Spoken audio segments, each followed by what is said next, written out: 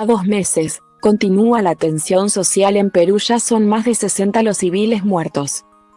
Durante los últimos días, Perú ha observado la profundización de las tensiones sociales debido a la obstinada postura del gobierno de Dina Boluarte frente a las demandas de la ciudadanía. Si bien parecía que la nación había logrado superar la oleada de tensiones sociales que enfrentaron diferentes países latinoamericanos en los últimos años, los eventos actuales en Perú después del fallido autogolpe de Estado por parte de Pedro Castillo reflejan que el país no es inmune a tales tumultos. Las principales demandas de los manifestantes no son diferentes a las de Chile, Ecuador o Colombia en años recientes. Demandas por una representación mucho más amplia y participativa. No es coincidencia que grupos que han sido marginados históricamente hayan ganado una representación e importancia simbólica en estas manifestaciones. Las actuales demandas de los manifestantes son, en definitiva, una profundización de la democracia. Hay 2 razones por las cuales Perú había evitado tales tensiones sociales. Primero, la magnitud del impacto causado por la pandemia, en la cual el país tuvo la mayor tasa de mortalidad por 100.000 habitantes del planeta. No daba mayor espacio para organizar movilizaciones. Segundo, la posibilidad de cambio y las elecciones presidenciales en 2021 permitieron tener un vehículo institucional que desactivó estas tensiones. No es sorpresa entonces que el voto por Pedro Castillo fuera más alto en las provincias más pobres de Perú. En el país, 3 millones de personas cayeron en la pobreza durante la pandemia. Por ello, un presidente que hablara de las necesidades de los menos favorecidos constituía una promesa de cambio para una vida mejor.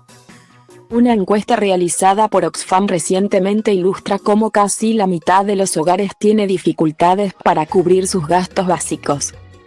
Sin embargo, las tensiones asociadas al gobierno de Castillo antes de su fallido autogolpe hablan de un sistema político filibustero en el que las élites políticas o la capacidad de las instituciones para responder a las demandas de la ciudadanía parecen limitadas.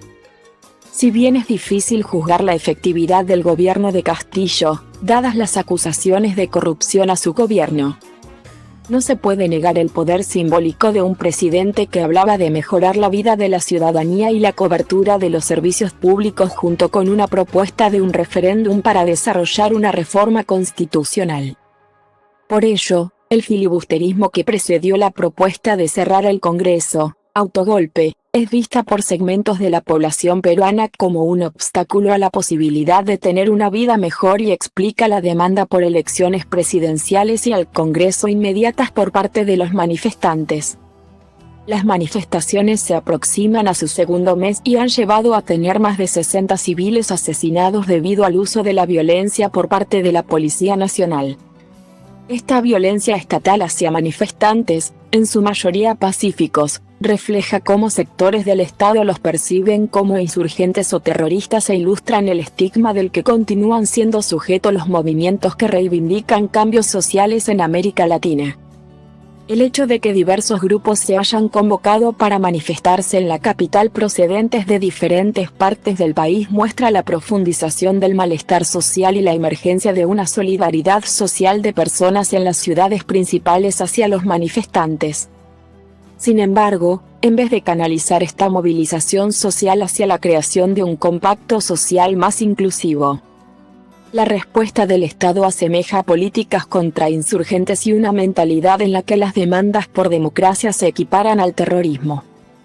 No es coincidencia entonces encontrar las acusaciones sobre la infiltración de terroristas en los movimientos de protesta. Tales acusaciones resultan convenientes para buscar cambiar las narrativas después del asesinato de civiles y permiten justificar acciones como la intervención militar contra manifestantes pacíficos en la Universidad Nacional Mayor de San Marcos. Sin embargo, y como fue observado en otros países de la región, controlar una narrativa que estigmatice a las personas que protestan no es factible en la era de las redes sociales. Por eso, los abusos del Estado y sus fuerzas han sido hechos visibles por diferentes plataformas, creando una disonancia entre los medios de comunicación que responden a los intereses políticos de algunas élites y otros medios de comunicación. Esto es ilustrado por el vídeo en el cual una policía le grita a una manifestante indígena, comillas, cállate. Te he dicho que te calles. Este vídeo no solo ilustra la marginación contra la que los manifestantes marchan, sino que ejemplifica el matoneo hacia ellos por parte de las fuerzas del orden. La obstinación del gobierno y sus abusos se convierten en una mecha para futuras movilizaciones y explican la profundización de las demandas de los protestantes, que ahora exigen la renuncia inmediata de la presidenta. El gobierno peruano debería aprender de las experiencias vecinas en Colombia, Chile y Ecuador. Las protestas y la crisis solo se redujeron cuando los gobiernos y sus instituciones desarrollaron mecanismos de diálogo. Una asamblea constituyente o un proceso electoral parecen medidas sensatas como solución a esta crisis. Sin embargo, si la lógica de la fuerza y la violencia derrota a la lógica del diálogo, la inestabilidad se intensificará, demorando la puesta en marcha de las reformas que la mayoría de la población de Perú demanda. El uso de la fuerza en el país será la demostración de que las demandas por una mayor democracia no tienen cabida dentro de la actual visión del gobierno peruano. Nota extraída de The Conversation y creada por Fabio Andrés Díaz Pavón.